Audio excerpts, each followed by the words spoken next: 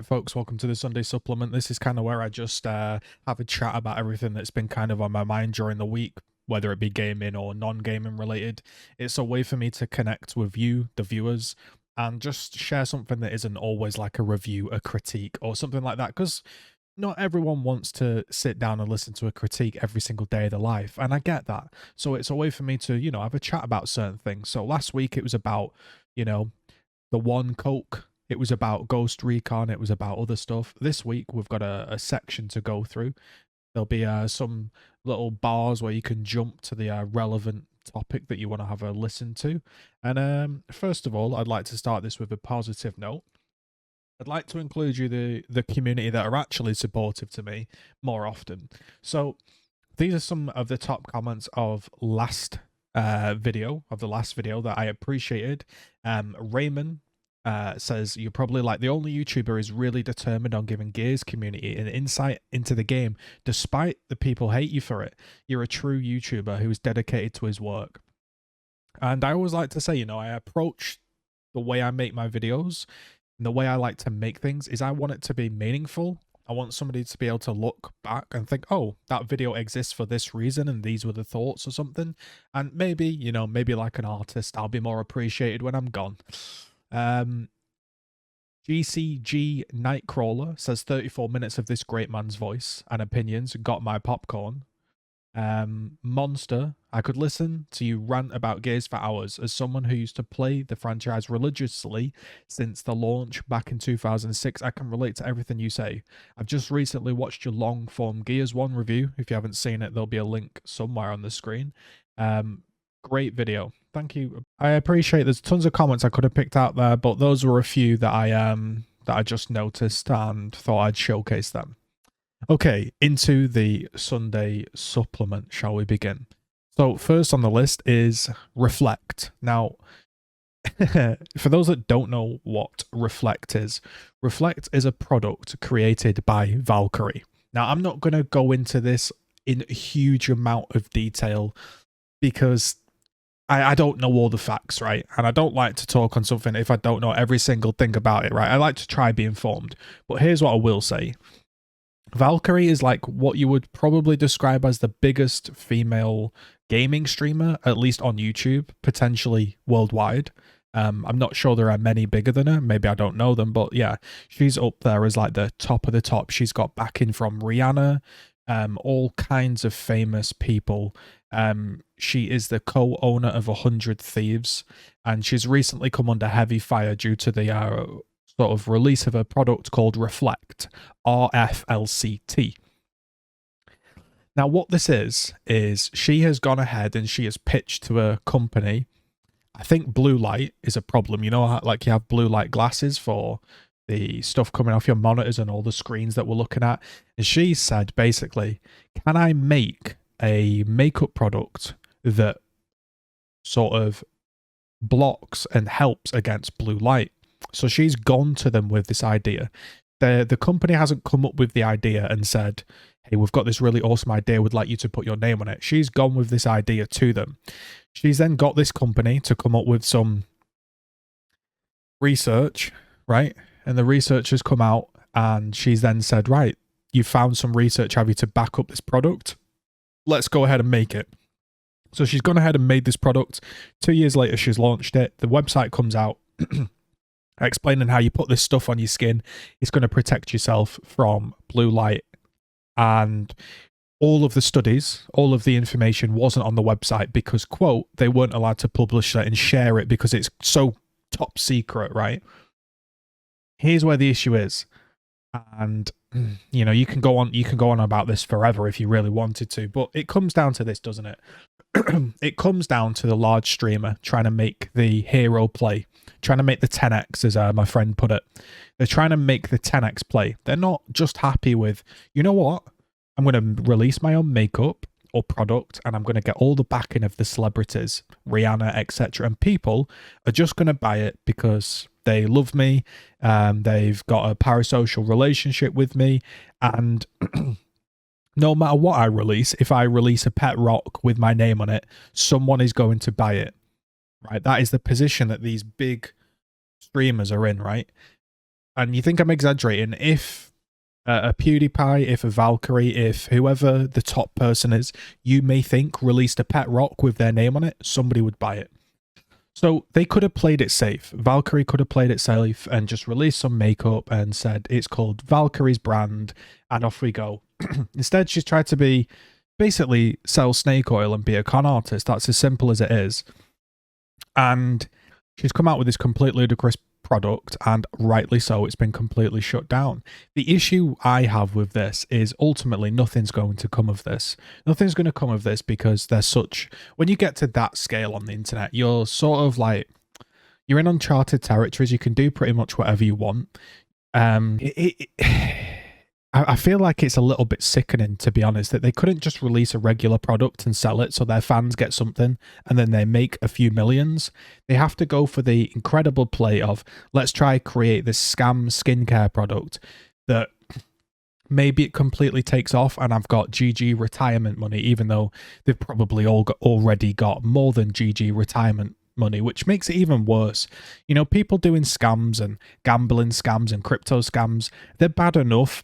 But when the person's broke, you think, oh, well, you know, I can see that they've gone for their shot, right? But when they're already wealthy, already have such a perfect record in terms of like never been in drama or anything, to go and ruin it by basically selling snake oil is crazy. So why is this a story? Well, the reason it's a story is because she hasn't just come out and said, I fucked up, I'm really sorry. She sort of doubled down on it. She came out and did a big long live stream basically explaining, listen, you're all a bunch of idiots. I've seen the research. You haven't. I can't show you the research because I'm not allowed to, but it exists. And, you know, this kind of plays into like the C virus word, but most people will say I've done my own research. Maybe she has done her own research, right? But that doesn't mean the research is relevant. If I go to a company and say, hi, can you make some research up? Can you find me some research that blue light can be blocked by makeup? They might come up with it. Now, that doesn't mean it's peer-reviewed. It's backed by science. It doesn't mean anything. It just means that they've done some research. It doesn't actually mean jack all. And she's come out and she's basically said, listen,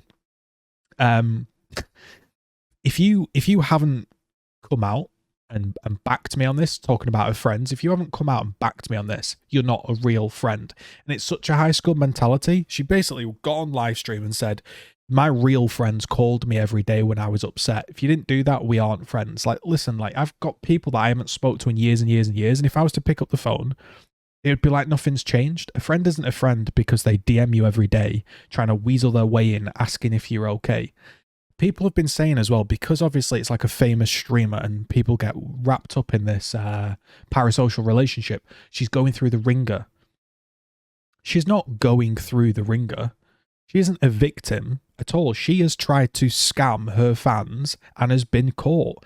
And this is exactly what happens when you live a life where everyone adores you and all of a sudden you fuck up and you've got to step outside of that bubble, and then you're like, whoa, this criticism can't be aimed at me. There's got to be some problems. For example, she blamed the fact that the stats weren't on the website on the fact that her friends didn't tell her that. Right? If I sign a contract to make a product and I make a website and my website isn't up to scratch, it's not up to my friends to tell me when it releases, hey, there's some errors on your website. Like, at the end of the day, I just thought I'd talk on this because although most people aren't interested in Valkyrie or makeup or blue light or drama, the point is it's so easy these days for these people to pull off these scams, and it will happen. It'll happen time and time and time again because there's basically no consequences. You see it not just on the internet, but in general in celebrity stuff. Like, celebrities are always just pushing and parroting like terrible products. They don't use the products, you know? I've had opportunities on my channel, even a channel as my size, to push shit products that I don't want to. And I should, to be honest, because we're fucking broke. I could go and push a bit of product for some money, but I only ever push products that I have used and recommend. And I think it's just crazy that when you're so rich, you have so many opportunities just naturally through having so many viewers. People are going to give you opportunities that you then have to go one up and do a crypto scam or do a makeup scam or whatever it is, and then on top of that come out with the high school mentality of like, boo-hoo, it was it's not my fault. I've seen the research. You sound like those C word deniers that say, well, I've seen the research. What research, mate? You can also talk about scam culture if you want, with the whole bloody crypto. You've got people doing like Train and other people just doing perma slot machine streams, faking reactions to get people to subscribe and donate to their slot machine stream, when we all know what that is. That is encouraging gambling, and you are the face of the gambling. You are hosting it, you are being on the slot machines, and you are literally gonna give somebody a gambling addiction, and they're okay with that because it lines their back pocket. That's the truth. Secondly, Keemstar's retiring. All right. So if you're wondering who Keemstar is kind of like the OG of YouTube. And he has, well, I guess he's done Drama Alert, which is kind of like, how would you describe it? It's like the internet news, basically, that then turned into he said, she said, right? And as much as I haven't really rated the show that much, I respect Keemstar in a strange way. So Keemstar's done a load of dodgy shit, right? He's been on the receiving end of his fair amount of controversy, but he's been on the internet 14 years, right? And this came to me because I was trying to find the motivation to play Gears 1, edit it, make a fun piece for all of you to enjoy, right? And it was strange as I was sat there trying to like get this motivation to play and be on the internet and do all this. I feel like in the past 4 to 5 years, there's been this entire internet landscape shift where all these OG creators that I used to follow have either made it with big bank and retired off the radar with no drama, or they're still here, you know, doing horrendous shit to get even more rich, or sadly some have passed away or just left the internet in general because they've gone on to do regular work. I don't really feel much of a connection to these content creators these days, and it's why I've been kind of hell-bent myself on posting what I want, because maybe I've been trying to post what I feel is missing, what I miss when I look around on YouTube. I don't know if you get that vibe. It's just a strange feeling. And when Keemstar announced his retirement, it was kind of like he's been through every drama possible. He's been cancelled more times than you can imagine, and he still is on the internet putting out his opinion and doing the videos. And I think it's just like, you have to respect someone like that. They win your respect through just sheer, he's just there every day, whether it's drama on him, drama against him, drama on other people, people cancelling him, but he's there doing his own opinion unapologetically. And it's, yeah, in the past couple of years, I've like come to respect Keemstar, and he's retiring. It's just one of those OG internet people that he's going, and I think that will be a great loss. Speaking of like cancelizations and that kind of stuff, we've got Dave Chappelle, and I thought, is there anything, this is just a quick point. So Dave Chappelle released a comedy special on Netflix. These always get a lot of views, a lot of controversy. Basically, there was a lot of controversial topics in there, as you can imagine from a comedian. You know what the controversial topics are going to be, you know, gender, religion, color, creed, race, religion, whatever you want to call it, right? Those are going to be the hot topics, right? And Dave Chappelle's obviously come out and he's done a special, and I thought, is there anything more sort of symptomatic of the modern world that people have opted to purchase a Netflix subscription? They've opted to sign into Netflix and choose to watch a comedian, knowing what he's going to be like. This wasn't a random episode that came out of nowhere. Everyone knows what Dave Chappelle's like. They've gone to optionally watch it, and then they were doing a mass protest and a huge walkout up and down the streets of America in the middle of COVID, stood next to each other because they are so offended that they chose to watch someone. It wasn't like they were walking along the street and Dave Chappelle popped up and said this stuff in front of their face. They optionally chose to go and watch that video, and optionally choosing to watch a comedian. Now, bear in mind, guys, being offended is not really a real thing. I hate to break it to people, because you can be offended by anything. That doesn't mean that things change because you're offended. These days it does, but it shouldn't do. Right? Let's say when I was a kid, or maybe we won't go that dark. Let's say when I was a teenager, someone, I don't know, bashed me over the head with a can of Diet Coke. And every time I saw a can of Diet Coke, I got triggered. I hated it. And every time someone was drinking a can of Coke, it reminded me of me getting battered by a can of Coke. And I just was massively offended that when I told this story, people carried on drinking their Coke and not caring. Now, does that mean we're getting rid of Diet Coke from the world because I'm offended by Diet Coke? No. If I don't like the colour green and you've painted your house green, are you going to have to get rid of your paint on your walls? Point is, if you don't like Dave Chappelle and you don't like his comedy, just stop watching him. It's quite simple. Now, there are some things, right? There are some things that go above and beyond that, right? But when you're optionally choosing to read, watch, or just consume someone's media, and you're then getting offended by it when you can literally just avoid it, sort yourself out, you know. Speaking of sorting yourself out, what a great transition that was. Halo Infinite appears to have sorted itself out. Halo Infinite has just released their campaign overview. Now, their campaign overview, at first I was very impressed, and I was like, damn, like, they've got themselves back in business here. It looks a lot better. It looks like classic Halo. And it's a 6-minute video. I won't run you through the whole 6-minute video. It shows a bit of the AI chatting about Cortana, and it basically explains that Halo understands that it's about Chief, it's about Cortana, and it's about slaying some shit basically and exploding some grubs. And it's gone back to its roots, and it looks graphically a lot better, and it looks ready to be released, unlike Battlefield. So you've got to give props to 343. However, when I watched it a second and third time, I watched it with a bit more critical eyes, and you can do the same. The first time I watched it, I was like, well, this is good. Second time I watched it, I thought to myself, it doesn't look that great. Like, it looks good, but it doesn't look fantastic. It just looks like most AAA games released around the 2020 period, right? Even 2018. Anything relatively modern, it kind of looks that sharp, nice ambient occlusion, nice graphics, nothing mind-blowing. And I thought, right, so the graphics aren't really going to blow me away. They're nice coming from Halo 3 on an Xbox 360, but they're not going to blow me away.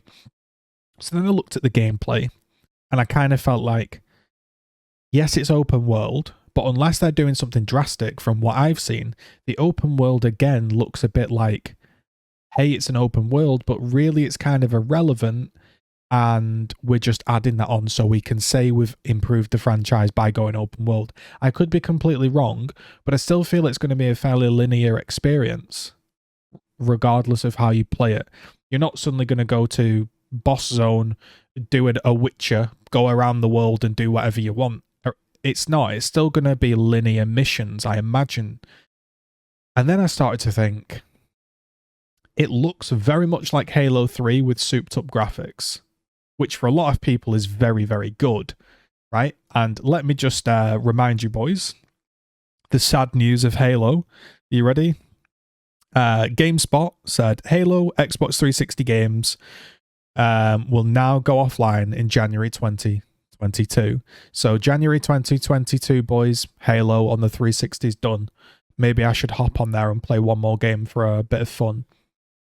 But, you know, I look at it and I was thinking, it looks like Halo with, there's obviously new art assets in there because it's a new campaign and a new zone and a new world. But it kind of looks like Halo 3 remade, which we've already had. And this game looks like it, in a way, it's been smart. It's gone back to its roots, which is something we've asked for in, say, a franchise like Gears of War. But on the other hand, I kind of think to myself, it looks like they've played it a little bit safe. Like they don't want to push the boundaries in any meaningful way. So they've just put all of the things in from Call of Duty that they know work, things that they know people will like a grappling hook, kind of made it a bit Call of Duty-esque online, and then made the campaign a bit more Halo 3, which isn't a bad thing. It's a smart thing, but at the same time, is anyone else just a little bit bored of games just They do one of two things. They either go remastered, remade, play on history, or they go, hey, let's do something crazy that literally none of our fans asked for. What they need to do is go crazy with things that are cool and things that do fit in the franchise and things that people have always thought, wow, I wonder how that would play, right? Meaning, let's not make Gears of War have a team deathmatch with a sword off. Maybe let's expand on the submission mode and go wild, right? You've got to stick with the universe and expand it, and it could be that Halo Infinite plays it a bit safe. I don't know what you were thinking. Everyone that I've watched online is super hyped by this, so I thought I'd give my little different take. Path of Exile, by the way. So Path of Exile I've been playing over this weekend. I haven't really streamed or made any content on it, but I've just been playing a little claw build. Path of Exile is kind of like an ARPG like Diablo. I won't bore you to tears with all of the information that's happened, but I do want to say this. It's pretty cool what Path of Exile have done. The League mechanic isn't the most rewarding, but there's been a lot of cool changes that if you've ever thought about getting into Path of Exile, now's kind of the time. So currency stacks. So instead of getting one scroll of wisdom drop off every monster and having to do a million clicks and then thinking, I don't want to pick that single scroll up, I'll leave it, and then having no scrolls, things drop less frequently, but in stacks. So you might do a map, and rather than having to pick up 3 fuses around the level, the pack will drop 3 fuses maybe midway into the map, and then it makes a more impactful click, meaning like you will go and walk over into that corner to pick up 40 scrolls of wisdom, as opposed to doing 40 individual clicks all the time. And I was getting a lot of hand pain when I used to play this game a lot, so that's really nice. So currency stacks, and there's been a ton of quality of life changes, such as you can change the cursor so it's much more clear to see. Sort of graphic wise and performance wise, it's improved again. I personally have found that, so that's nice. There are other little quality of life changes that have sort of eluded me right now, but one, for example, is the flasks. You can put these orbs on the flasks, which are done conditionally. Meaning, if you are hit by something, if you take a big crit, if you drop below X damage, your flask will activate. You can obviously choose to not do this or do this, but if you want, you can basically then play the game without the flasks. Now, what this means is you're not relentlessly pressing 1, 2, 3, 4, 5, 1, 2, 3, 4, 5 every single second, which is being one of the most irritating things to do. So you could have a set of flasks that automatically do its thing, and then you could have a different set of flasks that if one evening you want to go do your bosses, you put those flasks on and then you compress them, so you control when the damage comes out of your flasks. Also, the Atlas itself. So the game's enormous. There's almost too much content to do. And as a result, they've basically halved the Atlas and they've added endgame on top. So what this means is, previously you'd have to do like X amount of maps to reach the sort of end game and get into the game with a lot of like juiced up maps and a lot of fun stuff. That's been halved. So you can get to the good bits earlier and quicker, and it makes the whole process of setting up a new character and doing the game so much more fun. Then if you want to go into it even more, there's more end game stuff. But there's just generally been a lot of quality of life changes in the game, which have been very nice to play. And I wish they'd do more, because I find the quality of life changes and improving the product to be more impactful than League mechanic. But I know they're sort of working towards Path of Exile 2. For example, there's new fusing orbs here that you can get 6 links in a few fuses, because they're trying to leave the 6 link era, and the 6 link will now be tied to the gem in Path of Exile 2. That way you can swap gear as you level, because I was finding when I was leveling, I was on a 5-link chest piece and a 4-link pair of gloves that sucked. I couldn't get rid of them, even though I'd found a better pair of gloves, because the link is tied to the gear. So once that has gone, you'll be able to... The campaign will just generally be a lot more fluid in terms of upgrades, and I think it's in a good spot right now. So I guess lastly has been football. This weekend took up all my time with football because obviously, I hate to say it here on the GGZII channel, but Manchester United had a whopping loss versus Liverpool. Now, I'm not going to go into the ins and outs of what I think happened, or why, because most people like to banter, football fans, and I get it, it's good fun. You know, we've been bantering each other since we were kids, you know, Liverpool, Man U, Chelsea, Arsenal, all that stuff, right? Everton.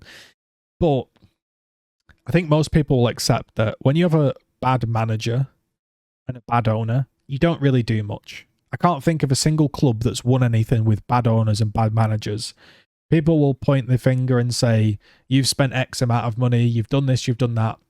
It's whatever, right? The point is, I've been talking a lot about football, and that is on my second channel, The Zone. I'll link it in the description, or just click the link tree to find it. And if you're interested in my thoughts on football, yeah, you can check out all of that, because that takes up a lot of my time. It's a big passion of mine. I don't like to put it on this channel because it's, you know, it's irrelevant. So I've been sort of doing football talks on that channel, shall we say. And because it's been kind of stressful, I've been unwinding with like books and art and just finding new music. So I've been I don't know what the technical term of the music is. It's like Japanese trap and bass, trap music. There's tons of mixes with these like lo-fi hip hop, trap and bass Japanese mixes. You've probably heard them before. And then that led me into like the world of like these kind of sci-fi style art pieces. Maybe I'll put a couple up on screen that I've been looking at, and I've just been generally like trying to find things that give me a bit of like unwinding sort of endorphin release that's not the internet, because sometimes you just want to step off the internet because it's so wild. So I've been doing a bit of that. So, you know, I want to give a thanks to everyone that's been supporting the stream, supporting the channel. Leave a comment and a like. What have you been up to? Any thoughts on any of these topics? This was your Sunday supplement that's a little bit late, but tried to get it out as soon as I can. Take it easy, everybody. And do subscribe if you're new to the channel and you enjoy this kind of stuff. Peace.